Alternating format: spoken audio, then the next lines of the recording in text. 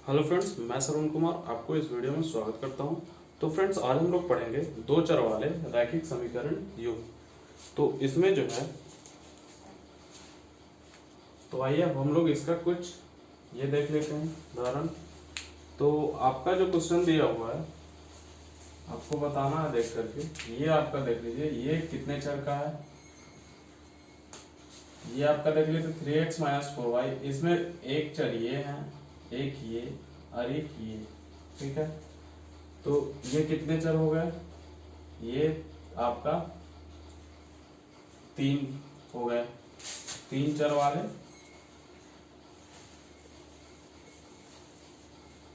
रैखिक समीकरण युग, ठीक है।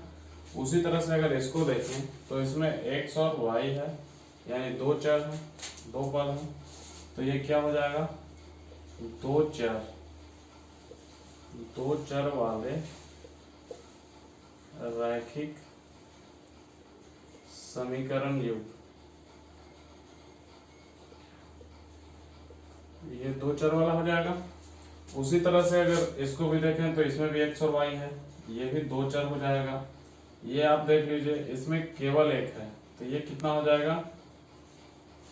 केवल x है, तो ये हो जाएगा एक चर वाले रैखिक समीकरण युग्म हो जाएगा, ठीक है। उसी तरह से इसको देखें तो इसमें y और x है यहाँ, तो कितना हो जाएगा? ये टर्म ये हो जाएगा दो चर वाले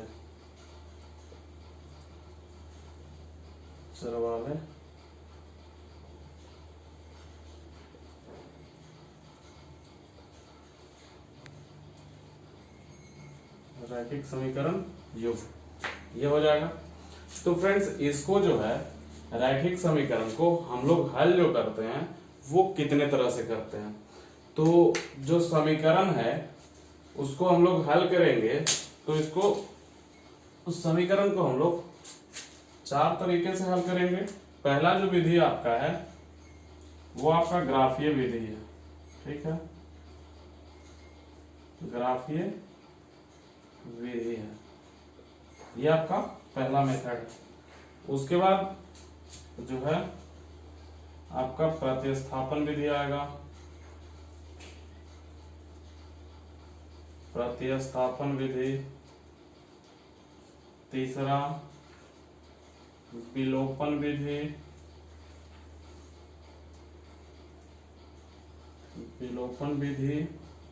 और चौथा आपका आएगा ब्रज गुणनखंड विधि। ब्रज गुणन विधि, ठीक है। तो इन 4 तरीकों से हम लोग समीकरण को सॉल्व करने के लिए सीखेंगे, ठीक है। तो पहला जो हम लोग सीखेंगे वो ग्राफीय विधि से सीखेंगे, और उसके बाद धीरे धीरे हम लोग प्रतिस्थापन, विलोपन और ब्रजगुणन विधि, ये सारे विधि को हम लोग जानेंगे।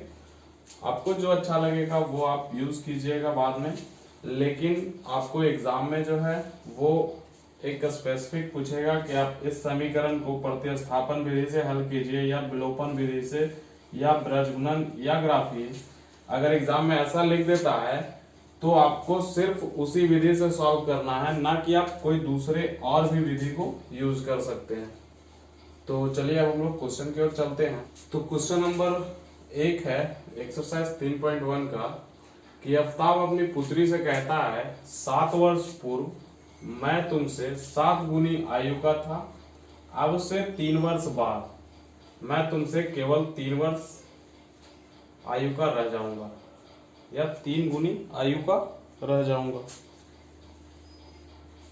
हाँ, 3 वर्ष बाद, ठीक है, 3 वर्ष बाद मैं तुमसे केवल 3 गुनी आयु का रह जाऊंगा। 3 गुनी आयु का रह जाऊंगा। इस स्थिति को बीजगणितीय एवं ग्राफीय रूपों में व्यक्त कीजिए। पहले इसको देख लेते हैं। यहाँ आपका क्या हो जाएगा, ये मान लीजिए आफ्ताब है, ठीक है, और ये उसकी उत्तरी है, ठीक है। पहले तो यहाँ अब वर्तमान कंडीशन में मान लीजिए ये वर्तमान है, उसके बाद क्या कह रहा है, 7 वर्ष पूर्व, तो यहाँ 7 वर्ष पूर्व में चले जाइए, पूर्व, उसके बाद 3 वर्ष बाद, यही कंडीशन तो है, कंडीशन आपका इतना ही है। एक आपका वर्तमान हो जाएगा, एक पहले और एक बाद, ठीक है। तो ये वर्तमान का हो गया, तो यहाँ हम लोग, ठीक है, इसमें रहने दीजिए, यहाँ हम लोग आफ्ताब का आयु मान लेते हैं, आफ्ताब का, और यहाँ उसकी उत्तरी का। इस आफ्ताब का वर्तमान आयु कितना हो जाएगा, x हो जाएगा, ठीक है, और उत्तरी का y, तो ये x हो गया, ये y हो गया। अब यहाँ कहता है 7 वर्ष पूर्व, मैं तुमसे 7 गुनी आयु का था, तो 7 वर्ष पूर्व इसका कितना हो जाएगा, x माइनस 7, और ये y माइनस 7 हो जाएगा। इधर अगर 3 वर्ष बाद की बात करें तो x प्लस 3 और ये y प्लस 3 हो जाएगा। अगर वर्तमान आयु दोनों का x प्लस y है तो ये क्या हो जाएगा, इतना हो जाएगा, x माइनस 7 और x प्लस 7, x माइनस 7 हो गया 7 वर्ष पूर्व, और 3 वर्ष बाद यानी वर्तमान जो है उसके 3 वर्ष बाद, तो x प्लस 3 हो जाएगा। उसी तरह से y में हो जाएगा वर्तमान आपका y माइनस 7, और ये, तो क्वेश्चन कहता है 7 वर्ष पूर्व मैं तुमसे, यानी कितना, x minus y, x minus 7, यानी आफ्ताब जो है तुमसे 7 गुनी आयु का था, यानी 7 इंटू y माइनस 7, ये हो जाएगा, इसके साथ गुना था, तो कितना हो जाएगा, x माइनस 7 बराबर 7y माइनस 49, उसके बाद ये इधर आ जाएगा, x माइनस 7y बराबर कितना हो जाएगा, माइनस 49 प्लस 7, तो ये हो जाएगा आपका x माइनस y बराबर 42, माइनस में 42 हो जाएगा, माइनस में 42, ये हो गया एक समीकरण आपका, इससे मिल गया ये वाला। अच्छा, उसके बाद अब से 3 वर्ष बाद, ये देखिए यहां से अब से 3 वर्ष बाद मैं तुमसे केवल 3 गुनी कराया जाऊंगा, तो x plus 3 into y plus 3, 3 गुनी आयु कराया जाएगा, तो ये कितना हो जाएगा, x प्लस 3 बराबर 3y प्लस 9, तो ये वाला इधर आएगा, x माइनस 3y बराबर 9 माइनस 3, तो x माइनस 3y बराबर कितना आ जाएगा, 6 आ जाएगा। ये आपका समीकरण 2 हो गया, तो ये समीकरण 2 और ये 1 आ गया। अब इससे हमको मान निकाल लेना है, तो देखिए मान कैसे निकलेगा, इसको हम लोग मिटा देते हैं।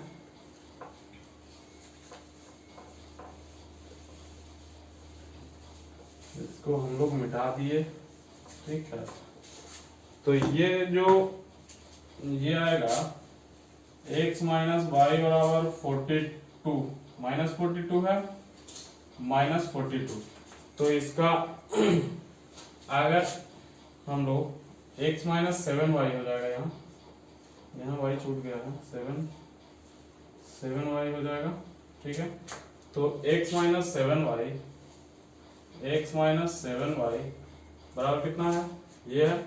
अगर हम लोग देखिए x बराबर अगर 0 रखते हैं तो ये हमारा 0 हो गया, तो ये -7 आ गया।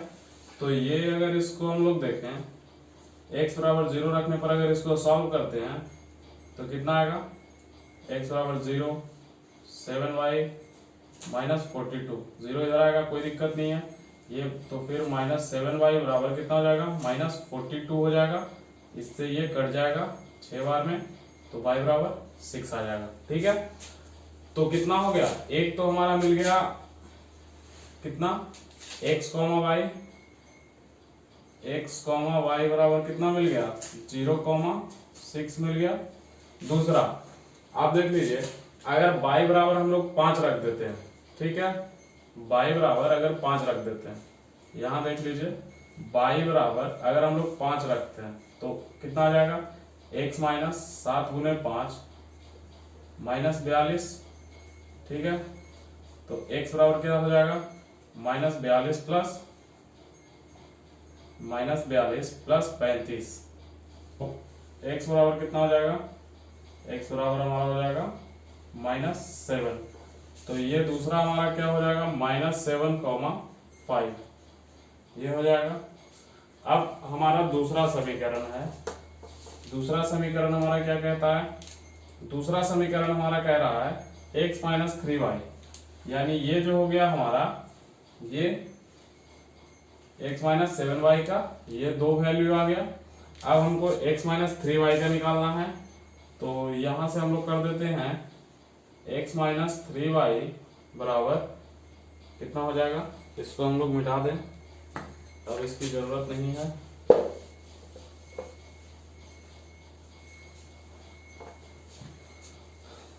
तो x माइनस 3y बराबर 6, ठीक है।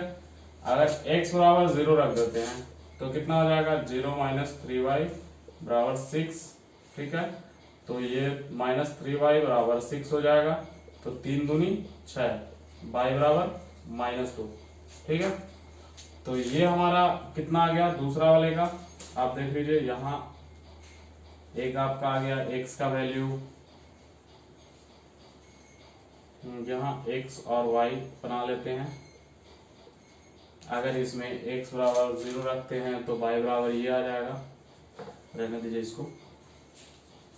तो एक हमारा क्या आ गया, x बराबर 0, तो 0,-2, ठीक है। और अगर हम लोग y बराबर अगर 0 रखें तो x बराबर 6 आ जाएगा। अगर y बराबर 0 रखते हैं तो कितना हो जाएगा, x माइनस 0 बराबर 6, तो x बराबर कितना हो जाएगा 6, क्योंकि देख लीजिए अगर y बराबर 0 रखते हैं तो ये पोर्शन आपका 0 हो जाएगा, तो x माइनस 0 बराबर 6, तो x बराबर कितना हो जाएगा 6। तो दूसरा हमारा क्या मिल गया, दूसरा हमारा मिल गया 6,0, ये हो गया। तो आपका पॉइंट क्या क्या मिला, एक तो 0,6 -7,5, ठीक है। तो अगर हम लोग ग्राफ बनाएं, जैसे देखिए ग्राफ अगर बनाते हैं तो ये आपका ये आ गया, ठीक है। यहां से आपका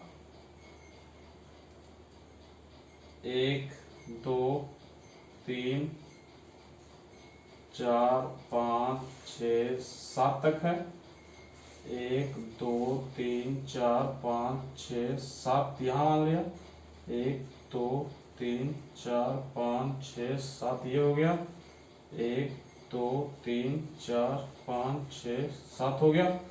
इधर हो गया 1 2 3 4 5 6 7, 1 2 3 4 5 6 7, -1 -2 -3 -4 -5 -6 -7, ये हो गया आपका -1 -2 -3 -4 -5 -6 -7, ठीक है। तो अगर इससे हम लोग चलें, ये आपका जो है पॉइंट, ये x minus 3y x minus 3y बराबर 6 का ये पॉइंट है, और ये पॉइंट जो है ये इसका है। तो अगर हम लोग चले इससे तो कितना है, x बराबर 0 कह रहा है और y बराबर 6, यहाँ चलेगा। दूसरा कह रहा है x बराबर -7, ठीक है, और y बराबर 5।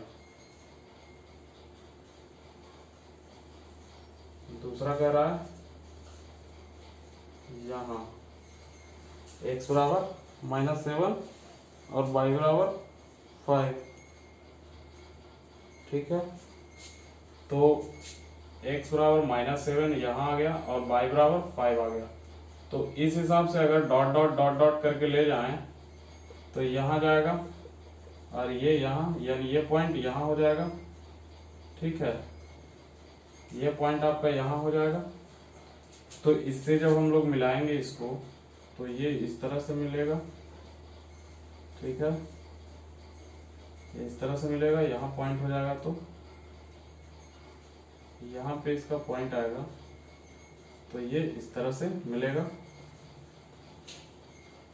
और दूसरा जो है x बराबर 0 तो y बराबर -2 यहाँ आ जाएगा, और x बराबर 6 और y बराबर 0, y बराबर 0 x बराबर 6 यहाँ आ जाएगा।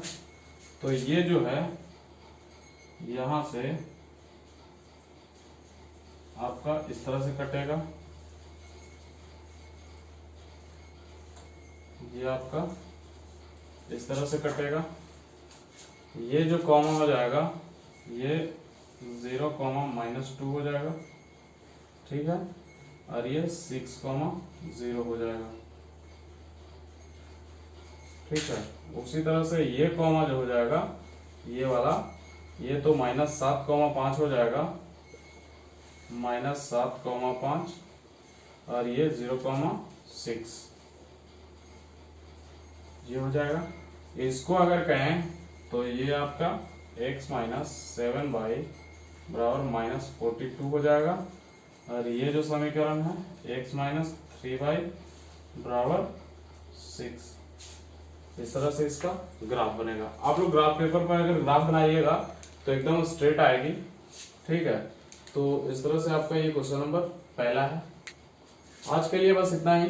अब हम लोग अगले दिन करेंगे क्वेश्चन नंबर 2 और 3। तो क्वेश्चन नंबर 2 और 3 हम लोग अगले दिन करेंगे। तो फ्रेंड्स, वीडियो कैसा लगा हो ये हमें जरूर बताइएगा कमेंट बॉक्स में, और साथ ही साथ वीडियो को शेयर करना ना भूलिएगा। Thanks for watching this video.